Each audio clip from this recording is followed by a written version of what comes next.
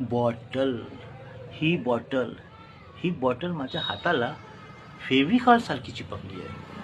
छोटा होतो तर हातामध्ये दुधाची बॉटल आली, थोडासा मोठा झालो आणि शाळेत गेलो तर शाळेच्या बॅगमध्ये पाण्याची बॉटल आली.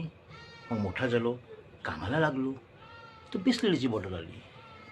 मग पान टपरीवर गेलो तर तिथं थम्सअपची बॉटल माझ्या हातामध्ये आली. संध्याकाळी थकान मिटवण्यासाठी मित्रांनी बिअरची बॉटल हातामध्ये दिली. मग त्याच्या काही काळानंतर जीवनातील दुःख मिटवण्यासाठी दारूची बॉटल हातामध्ये आली. आता